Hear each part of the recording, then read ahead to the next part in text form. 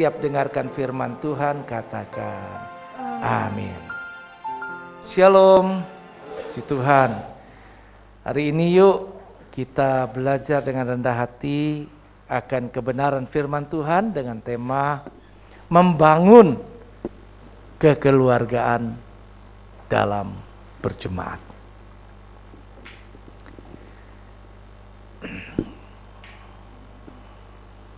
Penting bagi kita untuk membangun kekeluargaan dalam berjemaat, di samping kita belajar bagaimana firman Tuhan mengarahkan kehidupan kita secara pribadi dalam aspek kehidupan kita hari lepas hari. Namun juga bagian kehidupan kita adalah ketika kita menjadi bagian dalam berjemaat di GB Gunung Sahari dan menjadi bagian di dalam keluarga Tuhan. Nah, firman Allah kita akan baca di dalam Efesus pasal yang kedua ayat 19 yang mendasari kebenaran firman Tuhan ini yang akan saya sampaikan. Firman Allah kita baca yuk bersama-sama dari tayangan yang sudah disiapkan di depan. 2, 3. Demikianlah kamu bukan lagi orang asing dan pendatang, melainkan kawan sewarga dari orang-orang kudus dan anggota-anggota keluarga Allah. Mengapa Rasul Paulus menuliskan ini kepada jemaat di Efesus bahwa kamu bukan lagi orang asing dan pendatang? Karena memang awalnya semua orang percaya yang secara jasmani bukan berkebangsaan Israel, bukan secara jasmani orang Yahudi, maka mereka tidak tergolong di dalam umat Israel pada waktu yang lalu. Karena Allah telah menetapkan secara jasmani Yakub yang diganti nama Israel itu sebagai umatnya, pilihan Allah. Nah, namun setelah apa yang dirancangkan Tuhan sebagaimana yang kita ketahui melalui pribadi Yesus Kristus, maka semua orang yang percaya kepadanya mendapatkan jalan masuk untuk bisa menjadi bagian dalam keluarga Allah. Dalam iman percaya kita kepada Yesus Kristus, maka semua orang yang percaya kepadanya akan masuk dalam satu golongan yang sama, baik kita Yahudi maupun tidak Yahudi secara jasmani, baik kita Israel secara jasmani ataupun tidak secara jasmani, maka dipersatukan menjadi satu warga yang sama, yaitu masuk dalam dan sebagai anggota-anggota keluarga Allah. Karena itu kita tahu bahwa setiap orang percaya dimanapun mereka ada dan berada di dunia ini, maka kita bisa berkata engkau adalah saudaraku dalam Tuhan. Engkau adalah bagian dari keluarganya Allah. Sehingga mudah buat kita lebih akrab dengan orang yang seiman, percaya kepada Yesus dari berbagai golongan apapun yang mungkin baru pertama kali saat itu kita berkenalan. Tapi kita sudah merasa dekat ketika kita mengetahui dia pun adalah orang yang percaya kepada Yesus. Nah, Bapak Ibu Saudara kekasih Tuhan, Rasul Paulus pun menulis kepada jemaat-jemaat yang ada dalam suratannya kepada Timotius, dalam 1 Timotius pasal yang ketiga ayatnya yang ke-15, dia kepengen supaya dapat mengunjungi jemaat pada waktu itu, tetapi mungkin pada waktu itu jika Rasul Paulus menulis, jika aku terlambat, maka Rasul Paulus menaruh harap kepada jemaat di sana supaya mereka tahu bagaimana mereka harus hidup sebagai keluarga Allah. Jadi jika aku terlambat, sudahlah engkau tahu bagaimana orang yang percaya kepada Tuhan tadi harus hidup sebagai keluarga Allah, yakni jemaat dari Allah yang hidup dan tiang penopang dan dasar kebenaran. Rasul Paulus mengajar menuliskan agar jemaat itu menyadari mereka ini adalah tiang penopang. Mereka adalah dasar kebenaran yang akan merefleksikan nilai-nilai kerajaan Allah, yang akan merefleksikan sebagai bagian keluarga Allah, gimana sih kepada orang-orang yang melihatnya bahwa sebagai keluarga Allah itu seperti apa. Jadi kamu seharusnya sudah tahu gimana caranya hidup sebagai keluarga Allah. Kalau kita berbicara tentang kerajaan surga nanti, itu nanti. Tetapi kita tidak bawa kehidupan dunia kita di sini, nanti di surga. Tapi bagaimana kita membawa kehidupan di sorga sebagai keluarga Allah nanti, dikumpulkan bersama-sama, itu dapat terrefleksi, dapat dilihat, dan bahkan sudah dapat dinikmati sejak kita berada dalam kehidupan di dunia ini. Karena itu mari kita sama-sama belajar dari apa yang sudah ditampilkan melalui kehidupan jemaat di masa yang awal pertama pada Kisah Rasul pasal yang kedua dari ayat yang ke-41 sampai 47. Dari ayat ini kita bisa belajar dari cara hidup jemaat yang pertama, di mana mereka hidup berasaskan kekeluargaan. Dan asas kekeluargaan itu berarti adalah bagaimana mereka bisa merefleksikan hidup sebagai satu keluarga Allah, yaitu orang-orang yang telah percaya kepada Tuhan.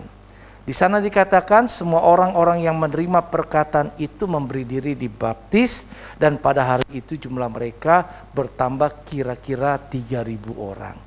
Ketika kepenuhan Roh Kudus terjadi di loteng Yerusalem, ada banyak berbagai orang yang berkumpul pada waktu itu dari berbagai negara.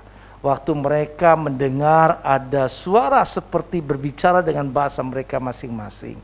Dan mereka coba pengen tahu apakah itu. Dan seterusnya sampai pada akhirnya ada terjadi kesalahtafiran bahwa mereka mabuk dan sebagainya. Akhirnya singkat cerita tampillah Petrus menjelaskan kejadian yang ada. Bahkan bersaksi bagaimana Petrus yang awal kehidupan pertamanya sebelum Yesus bangkit, maka dia menyangkal malu mengaku Yesus, tapi setelah dipenuhi Roh Kudus hidupnya berubah total. Dia punya dorongan roh keberanian untuk menyaksikan siapa Yesus yang sebenarnya. Maka diceritakanlah hal-hal yang telah diceritakan oleh Petrus, sampai orang yang mendengar menjadi percaya dan memberi diri dibaptis, dan jumlah mereka semakin bertambah luar biasa.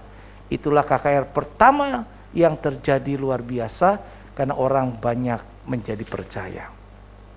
Dan orang banyak yang menjadi percaya ini kemudian berkumpul tiap-tiap hari di Bait Allah. Mereka ke gereja, mereka ke sinagog, mereka beribadah bersama-sama. Bahkan gak cuma itu, tapi mereka juga memfollow up-nya secara komsel. Mereka berkelompok tiap-tiap hari secara bergilir ke rumah masing-masing, bergiliran. Jadi kehidupan mereka retreat setiap hari. Mereka ada dalam pembinaan kerohanian yang luar biasa, sehingga iman kerohanian mereka semakin terbangun. Karena iman kerohanian mereka semakin terbangun, pola kehidupan satu dengan yang lainnya antara jemaat tadi, antara orang percaya tadi begitu baik, sehingga mereka merasa aduh sampai sedemikian rupanya, sampailah kemurnian hati terjadi sehingga orang dipenuhi dengan kasih ilahi, kasih Allah. Dan kasih, ketika orang dipenuhi dengan kasih, maka dia tidak melihat siapa Anda, latar belakang apa. Anda adalah bagian keluarga saya. Maka diceritakan di sana bahwa mereka menjual apa yang menjadi kepunyaan mereka guna melengkapi, mencukupkan ya kebutuhan orang-orang lain yang dibutuhkan. Memang kehidupan di masa yang lalu terlalu jauh sekali gapnya dengan apa yang terjadi di masa sekarang. Dan rasanya nggak mungkin deh kita melakukan hal yang seperti itu. Tapi setidak-tidaknya dalam kehidupan kita berjemaat, kita sekalian di sini, bahwa kita dikatakan tidak lagi menjadi seorang tamu, pendatang, orang asing. Tapi seharusnya sebagai jemaat masing-masing saya dan saudara ini, merasa nggak bahwa kita ini sekarang sudah dipersatukan dalam keluarga Allah, sehingga kita adalah bersaudara. Bersaudara di dalam Tuhan. Sekalipun latar belakang orang tua kita berbeda, kita punya latar belakang sosial, ekonomi dan lain sebagainya juga berbeda, tapi di dalam Kristus sebagai Bapa kita, sebagai Tuhan kita, maka kita dipersatukan menjadi keluarganya Allah. Karena itu seharusnya yang terbangun adalah asas kekeluargaan tadi. Kita coba terapkan dalam pola hidup bersama ini. Bagaimana kita punya satu kerinduan bahwa kita ini masing-masing sebagai bagian keluarga. Kalau sebagai bagian keluarga, tentu perlakuannya berbeda dengan yang bukan keluarga kan.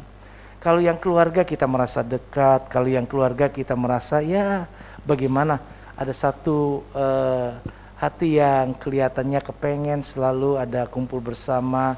Orang pepatah bilang berkata, makan gak makan, kumpul yang penting, begitu kan ya. Jadi artinya banyak hal yang kita inginkan.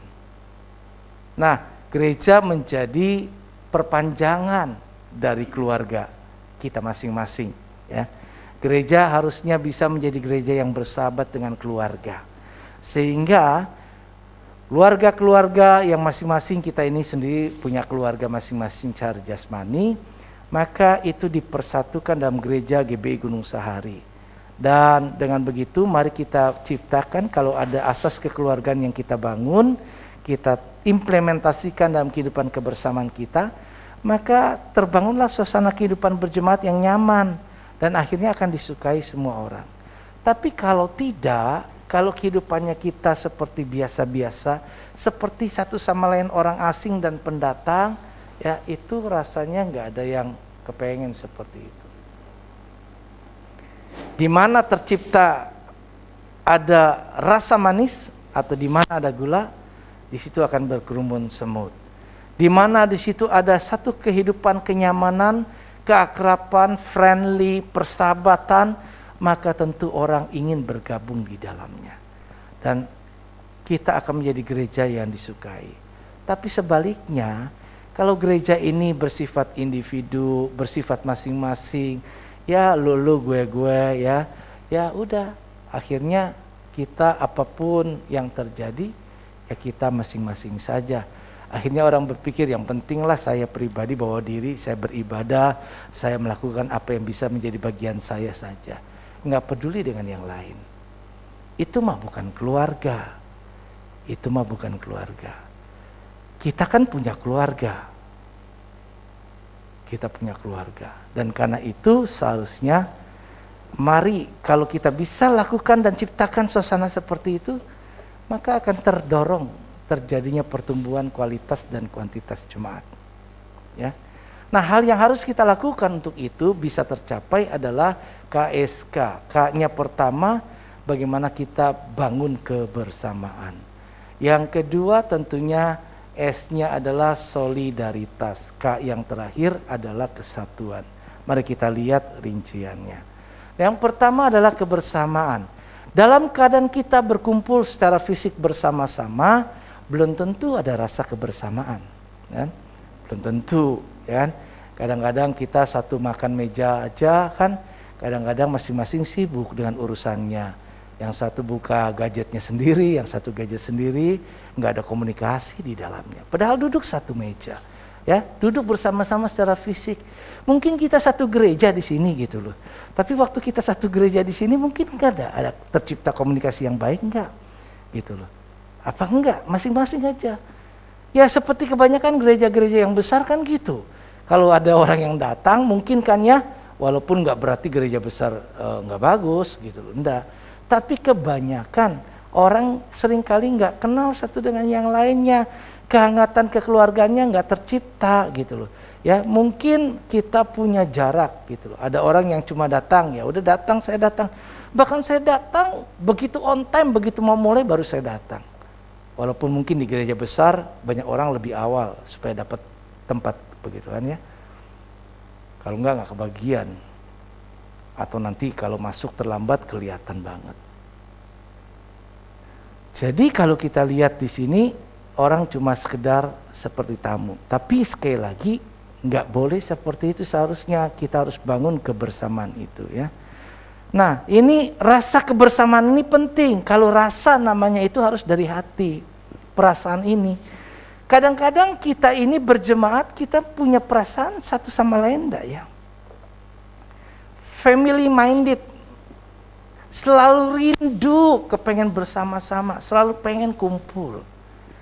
Nah, sekarang yang perlu diwaspadai, saya katakan, saya sampaikan khotbah ini untuk kembali mengingatkan kepada kita sekalian bahwa memang dunia sedang bergerak kepada penggenapan akhir zaman yang memang pasti akan kelihatan makin nyata, ya. Dan untuk itu pasti teknologi akan semakin canggih, itu udah pasti. Karena itulah maka sekarang kita bisa, walau jauh di mata, kita bisa bertemu di udara melalui telekonferensi, video call, ya, kita bisa lihat satu sama lain wajah kita masing-masing sekalipun di tempat yang berbeda-beda. Hal itu bisa terjadi supaya nanti satu ketika firman Tuhan itu akan terpenuhi. Maka seluruh dunia akan melihat waktu Yesus datang kembali. Walau tidak di tempat secara fisik, di tempat dia ada, ya, tetapi orang dimanapun mereka ada bisa menyaksikan itu oleh karena terbantu dengan teknologi. Nah, teknologi ini juga membantu kita sekarang ini. Orang kemudian mulai, pandemi ini membawa kebaikan, kemajuan teknologi. Karena dengan begitu kita pacu untuk kemudian meningkatkan teknologi untuk dapat diberdayakan, membantu situasi yang ada. Ketika penyebaran COVID makin tinggi dan membahayakan, maka semua tentu harus berada sedapat mungkin di rumah. Dan untuk bisa menjalankan ibadah, maka terciptalah upaya-upaya supaya tetap hal itu bisa dilakukan. Maka terbentuklah ada yang namanya Zoom, ada yang Google Meet, ada macam-macam, ya kan ya, ada Microsoft apa itu begitu kan. Itu semua hal yang memudahkan kita untuk melakukan semua tadi. Tapi ingat, itu awalnya dipicu dari ketidakmungkinan kita lagi karena situasi untuk bersama. Namun karena orang lama-lama akan terbiasa, akhirnya orang mulai terbentuk rasa nyaman dengan teknologi, sehingga orang lebih banyak ketika ada dimungkinkan kebersamaan fisik seperti onsite di gereja, masih ada orang-orang yang merasa enggan dan lebih memilih untuk melakukannya secara online, live streaming, dan sejenis itu. Padahal firman Tuhan tidak pernah tergantikan dan tidak pernah digagalkan dengan situasi apapun. Yang tertulis di Alkitab masih berlaku dalam segala situasi. Salah satu firman menuliskan tidak digagalkan adalah Ibrani 10 ayat 25. Yaitu janganlah hendaknya kita menjauhkan diri dari pertemuan ibadah kita. Pertemuan fisik, persekutuan, ada persekutuan. Ada menjadi bagian yang tak terpisahkan. Enggak kita kumpul fisik doang, cuma kemudian akhirnya kita sibuk dengan sendiri-sendiri karena perasaannya enggak nyatu. Tapi persekutuan perasaan tadi terbangun. Bersekutu dengan Allah memang bisa kita lakukan di mana saja. Tapi bersekutu dengan sesama itu perlu ada pertemuan. Dan itu sebabnya maka dikatakan janganlah hendaknya kita menjauhkan diri dari pertemuan-pertemuan ibadah. Seperti yang dibiasakan oleh orang. Nah, ini akan menyeret kita akhirnya kepada penggenapan firman secara tidak sadar. Ya, nubuatan akhir zaman, manusia akhir zaman. Maka manusia kemudian kehilangan perasaan, kasih kebanyakan orang jadi dingin. Ya kan ya, orang lama-lama karena udah terbiasa dengan teknologi, ya sudah diwakilkan. Maka sekarang mulai muncul di dekade yang sekarang, muncul satu ide kan, teknologi metaverse, ya, di mana orang bisa beribadah, berinteraksi di situ, tetapi masih adalah digital, masih adalah teknologi yang beribadah, perwakilan-perwakilan yang diciptakan manusia dibuat. Itu untuk yang sifatnya ayo berkumpul bersama, yuk kita bisa interaksi. Yang interaksi yang mana? Semua yang tadi dalam bayangan. Padahal Allah kalau mau ciptakan yang model kayak gitu, dia nggak jadikan saya dan saudara. Dia akan ciptakan robot-robot, dia ciptakan semua teknologi, dia paling pintar. Allah paling segalanya, sumber pengetahuan. Dia bisa buat setting setiap manusia. Tapi kenapa dijadikan manusia dan berikan kehendak bebas? Karena ia kepengen ada rasa di hati orang yang diciptakan untuk punya inisiatif kepada Allah.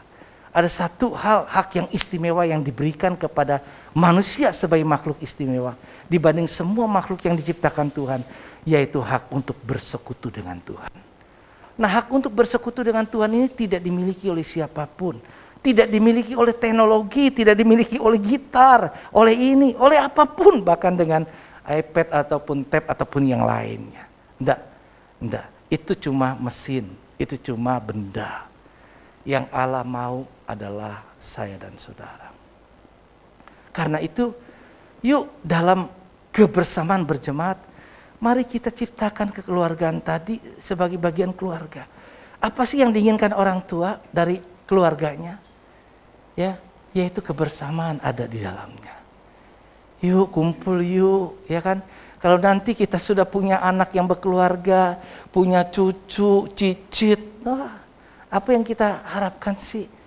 Aduh, nggak usah repot-repot datang pikirin dan sebagainya, bawa ini bawa itu. Itu mah gampang, papa mama bisa beli kok. Kita apalagi sekarang pakai Grab, Gojek ataupun lainnya. Bisa. Tapi aku nggak bisa beli kehadiranmu.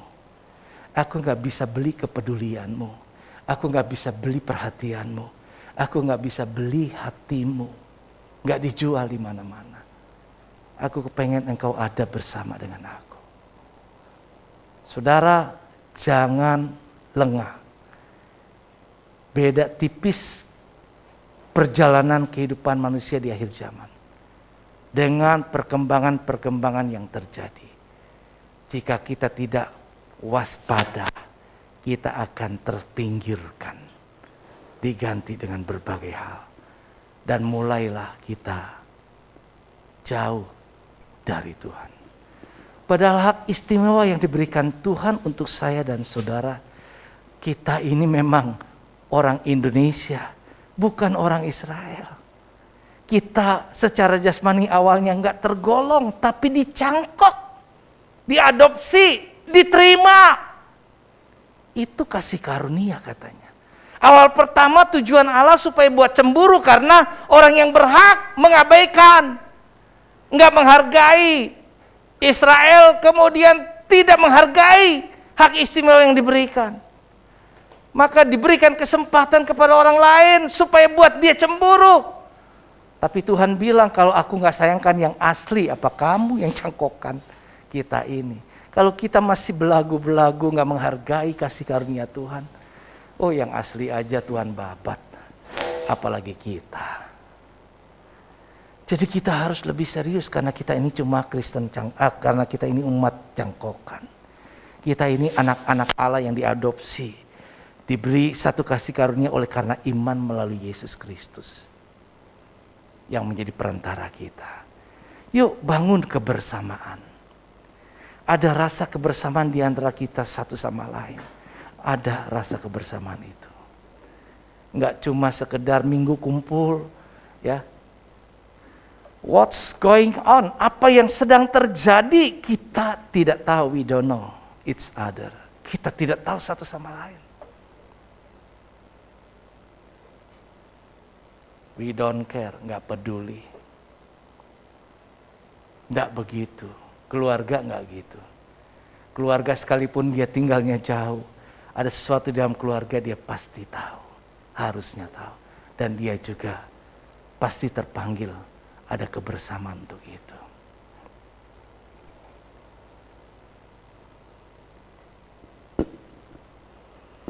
Zaman sekarang memang aneh-aneh. Kadang kita ini bisa dibajak. Handphone kita, kontak-kontak kita bisa dibajak. Minggu kemarin saya terima satu telepon. Saya nggak kenal, tapi saya tanda tanya, bagaimana nomor saya bisa diketahui? Wah, mukanya dalam profile picture itu dia TNI, oknum, dan tertulis perwira tinggi. Saya bilang, ada apa? Coba WA dulu aja. tetap ngotot tidak mau WA, ada sesuatu yang saya mau sampaikan. Dalam hati saya, siapa dia? Gue salah apa? Tapi karena saya minta disampaikan sesuatu dulu, dia tidak mau, maka saya menjumpai sekarang ini dan rekan-rekan pendeta banyak yang mengalami. Itu orang-orang yang, saya tidak mengatakan dia jahat, tapi potensi-potensi kita dengan orang-orang yang ingin berbuat jahat itu banyak. Jadi memang waspada. Akhirnya saya memutuskan untuk memblokir. Langsung saya rubah, tidak ada yang bisa lihat foto saya. Nobody can see my profile picture.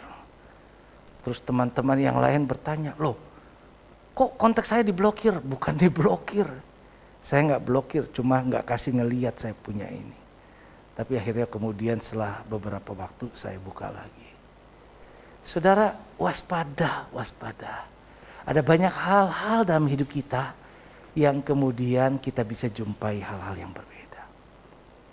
Ada banyak orang yang kita lihat bisa punya potensi yang membuat kita membahayakan.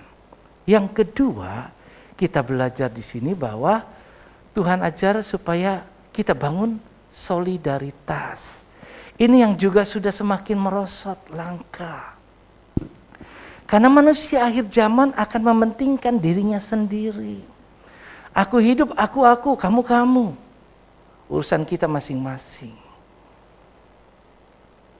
Ini enggak seharusnya terjadi pada orang percaya. Ada enggak kepedulian? Ada enggak perasaan empati? Ada enggak loyalitas antar jemaat? Setia kawan? Hari ini dalam daftar saya masih melihat belum dihapus nama Peng Yang. Karena beliau rupanya antusias di awal-awal sudah daftar duluan ya. Pengen ibadah. Tapi manusia gak ada yang bisa tahu kapan waktunya. Saya begitu dikasih tahu pagi-pagi terkejut banget. Setahu saya sehat-sehat. Kita masih ketemu kan ibadah minggu lalu, mungkin juga masih ada paginya kan. Yang lain barangkali, bukan paginya, kemarinnya sebelumnya itu. Tapi ternyata sudah pulang duluan. Nah umur kita kan nggak tahu nih. Gitu loh. Tapi kalau kita nggak perhatikan, tapi puji Tuhan yang kasih tahu saya itu bukan jemaat di sini masalahnya. Yang kontak saya duluan justru yang bukan jemaat untuk kasih tahu. Seharusnya kan ada yang kasih tahu duluan lebih daripada yang lain. Kalau kita ada saling memperhatikan, peduli.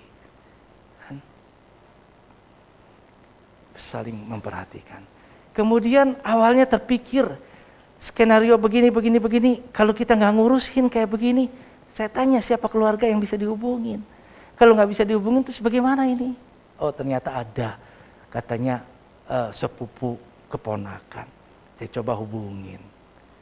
Beritanya apakah dia ada di yayasan ini. Saya coba kontak beberapa informasi, ternyata nggak ada. Tapi ada puji Tuhan kabit sosial kita Ibu Siska mengetahui karena dia dulu ngurus di Peyuri. Jemaat sebaiknya yang apalagi yang sudah lanjut usia masuk ke yayasan itu. Puji Tuhan Peng Yang Tung rajin. Dia sudah bayar sampai November 2023 loh. Padahal hidupnya biasa-biasa saja. Dia siapkan hidup buat ke depan. Dia tidak ingin menyusahkan orang lain. Terus kemudian bagaimana ini mengurusnya? Loh kalau dari pihak keluarga kurang perhatian bagaimana? Kita kontak sampai akhirnya satu ketika karena tidak ada pernyataan sesuatu yang ditanggung keluarga, saya putuskan untuk pemakaman nggak apa ditanggung gereja. Terus saya pikir lagi nanti kalau kayak gini-gini gimana? Perlu rumah duka gimana ini, bagaimana ini dan seterusnya. Tahu sendiri kan, kalau mau pakai peti dari luar itu nggak bisa semua rumah duka bisa terima. Karena rumah duka biasanya ada yang ngurus pengelolanya, dan harus beli peti di situ, dan mahal petinya kalau harus beli di situ. Ini siapa yang mau biayai semua dan sebagainya. Puji Tuhan, akhirnya setelah konsultasi dengan keluarga, kepengen langsung dikubur katanya. Ya sudah, saya sampaikan, diatur waktu dan sebagainya.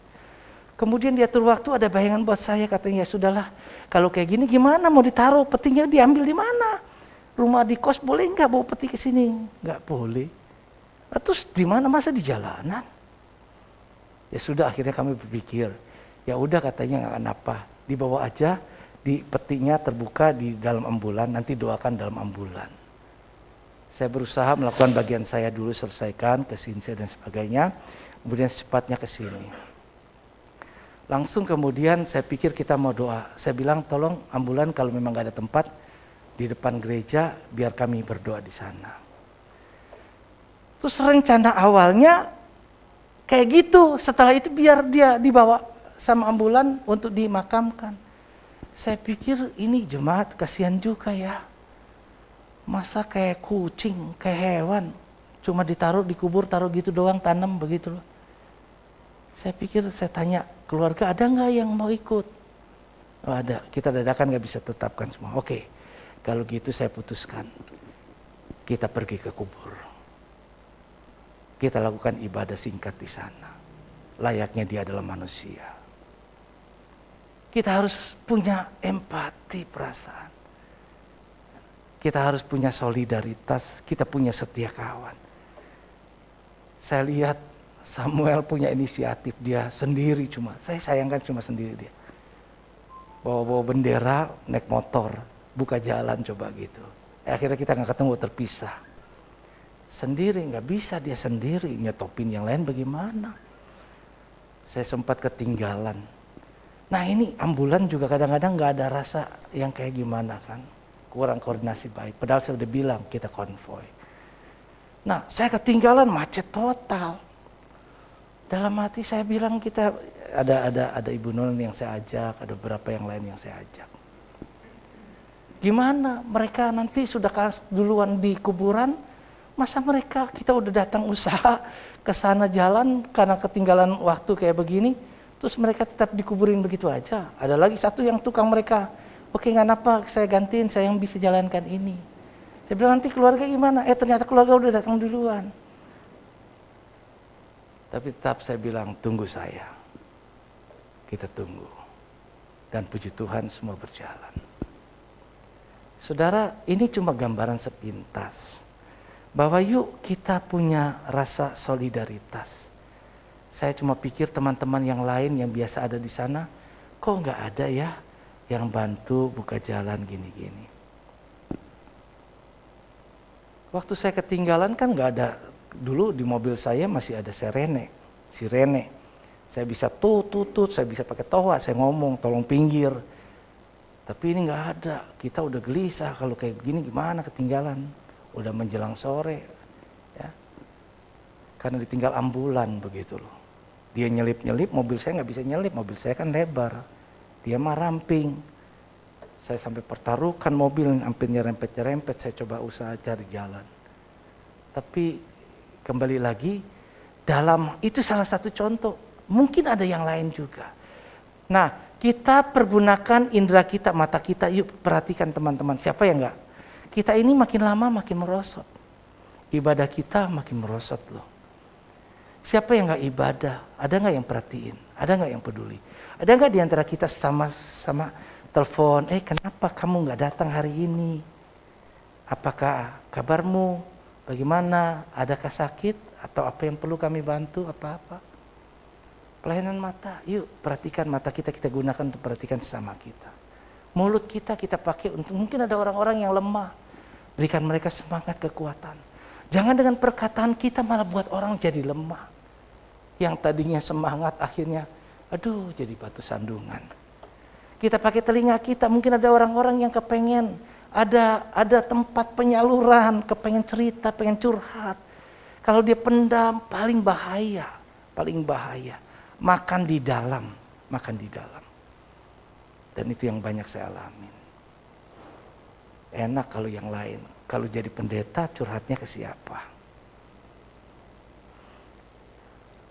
Kita butuh orang yang mau dengar, orang yang pengertian, tapi yang mulutnya juga nggak ember, nggak kemudian dengar gini, kemudian akhirnya ke tempat lain. Kalau kayak gitu kita nggak punya tempat untuk orang-orang yang kayak gitu. Tapi kita butuh kayak gitu. Terus apalagi tangan kita, apa yang bisa kita kerjain, apa yang kita bantu, kaki kita, kesediaan untuk mengunjungi. Dulu kunjungan di sini rajin. Saya ingat di masa-masa saya dulu masih remaja, kita masih aktif banget loh, masih aktif. Setiap Sabtu kami kunjungan. Setiap Sabtu dulu masih ada doa, kita berlutut doanya dulu ya. Sekarang doa-doa kita adalah doa elegan, ya kan? Duduk tetap biasa, ya kan ya, kita nggak ini. Tapi dulu kita, sampai nangis di bawah kaki Tuhan. Jangan di masa-masa akhir zaman ini kita kehilangan esensi yang harusnya tetap ada. Terakhir, yuk mari kita bangun kesatuan. Ada perasaan, ada unity kesatuan. Ini yang penting banget. Kekuatan itu terletak dari adanya kesatuan. Ingat gereja tadi. Sadar kamu harus tahu bahwa kamu bukan pendatang, bukan orang asing. Jemaat dari Allah yang hidup, tiang penopang yang menopang dasar kebenaran yang harusnya merefleksikan nilai-nilai kebenaran yang seharusnya semacam apa sih. Kesatuan yang dirusak iblis itu adalah karena dalam kita bersatu kita teguh, kita kuat, tapi bercerai kita runtuh. Kita selalu sama sih, setiap kali Indonesia akan lemah kalau kesatuan itu dirongrong, ya. Solidaritas, toleransi itu dirongrong, ya kan? Yang tadi poin 2. Kalau kemudian kesatuan juga kita rongrong, kita masing-masing menjadi individualistik, menjadi orang yang masing-masing, hubungan menjadi nggak bagus satu dengan yang lain. Ya, kita punya perasaan yang kayaknya nggak enak satu dengan yang lain. Akhirnya kita nggak terdorong untuk bersama, poin 1. Nggak ada rasa memiliki, nggak ada orang yang pasang badan siap bersedia. Kenapa? Karena terpanggil. Yang namanya satu keluarga, ingat kita ini keluarga. Kalau yang namanya keluarga itu apapun yang terjadi dan apapun yang dibutuhkan dalam keluarga itu, semua anggota keluarga terpanggil untuk masing-masing, yuk sama-sama yuk gitu loh. Ada hal yang perlu kita perbaiki di rumah, kita perbaiki di rumah itu sama-sama. Bukan nggak peduli, nggak perlakukan dia seperti hotel. Cuma kita datang numpang tidur, habis itu kita pergi pagi-pagi kerja dan sebagainya. Apa yang terjadi, apa yang dibutuhkan tidak kita peduli, we don't care. Nggak begitu kehidupan berjemaat dalam Tuhan itu, nggak gitu. Di sorga itu nanti nggak gitu. Kalau kita pola hidup di dunia seperti itu, aduh bagaimana orang akan melihat dan bagaimana orang suka dengan pola kehidupan model kayak gini jemaat. Rasa memiliki, terpanggil. Tadi dadakan WL yang seharusnya Mary kurang sehat. Last minute pemberitahu tidak bisa melayan. Ya harus ada orang yang siap pasang badan. Terpaksa, maaf Dad, terima kasih kesediaan. Memang kita nggak kepengen sebenarnya double-double kayak gini, kesian. Dia punya waktu, dia punya keluarga. Kita punya potensi, kita punya sesuatu yang bisa kita kerjakan bersama. Yuk sama-sama. Yang kita lakukan siapa? Ini kalau kita cinta Tuhan, benar cinta Tuhan, kita kerjakan tuh buat Tuhan. Buat Tuhan. Saya buat Tuhan, kita semua buat Tuhan. Kita punya kepentingan apa? Kepentingan Tuhan kok. Kepentingan Tuhan. Ya. Tapi kita harus satu yuk. Gitu. Jangan mau dipecah belah ya. Sebab kan saya udah ingatkan, waktu lalu kita punya 3 jenis musuh. Cara hidup dunia ini, jalan dunia ini, ya, kerajaan angkasa, kan? Itu sama keakuan. Nih, setiap kita.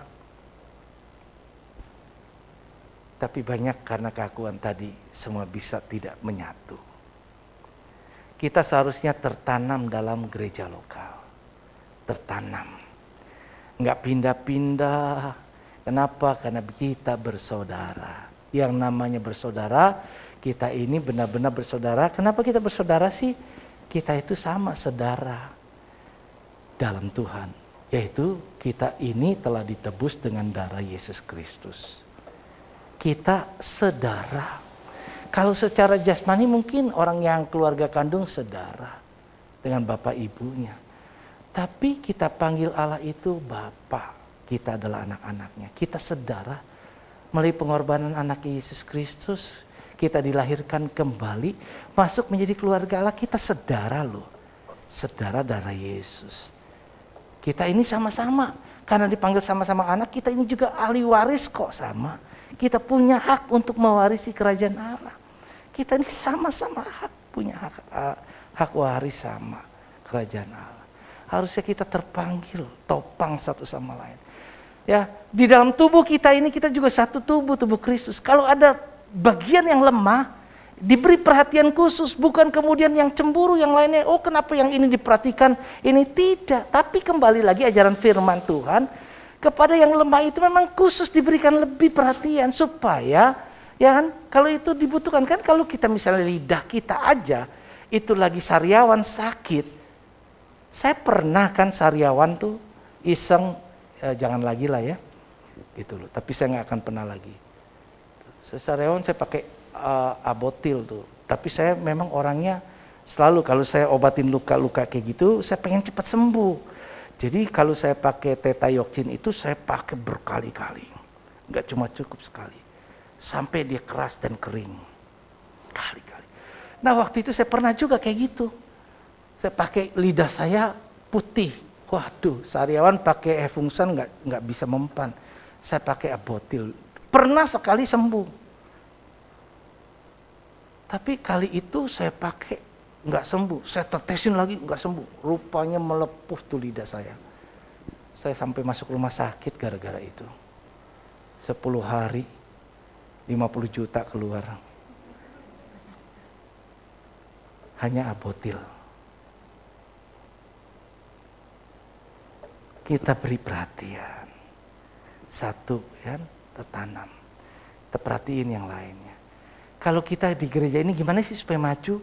Kalau masing-masing sebagai komunitas peduli, ya usahakanlah kesejahteraan kota. Kenapa? Karena kesejahteraannya ada kesejahteraanmu. Artinya ada keterikatan. Kalau kita punya hati yang sama mengasihi Tuhan, kita juga punya keterikatan terpanggil kepentingan hanya demi Tuhan kok. Maka saya itu walaupun saya jadi gembala di sini, saya sampai sekarang masih tetap bilang, kalau ada yang bisa lebih baik dari saya sebagai gembala, saya legowo keluar, pindah.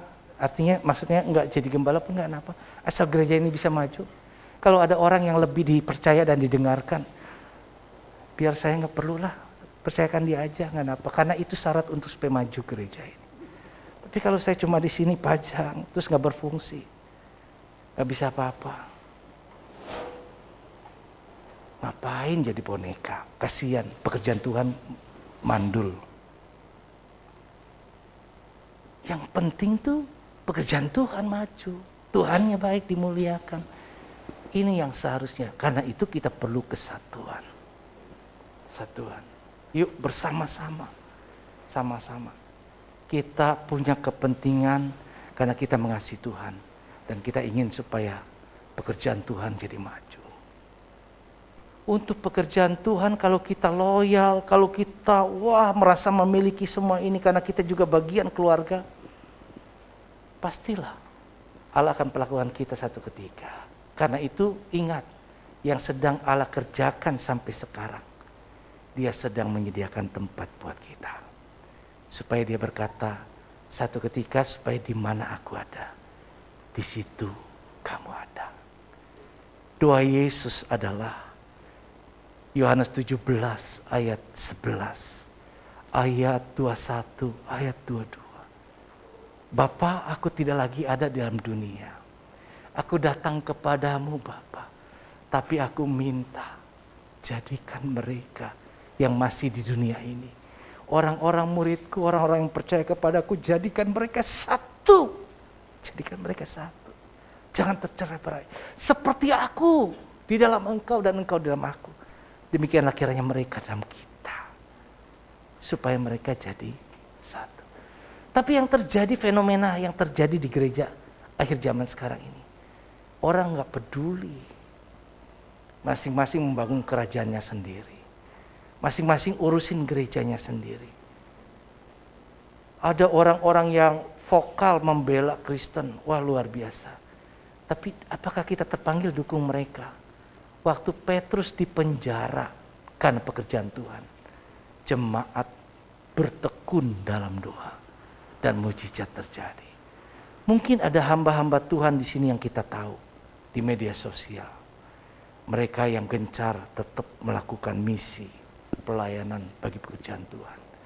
Tapi kita tahu kita berhadapan dengan situasi yang memang seperti ini. Tapi ketika umat Kristen, orang percaya bersatu dalam roh kesatuan yang tidak terpecah, maka kita mendatangkan atau menghadirkan Allah. Dan ketika kita menghadirkan Allah, mujizat pasti terjadi. Amin. Tuhan berkati. Yuk kita bangkit diri. Satukan kami, satu dalam kuasa-Mu, sebab kami bersaudara.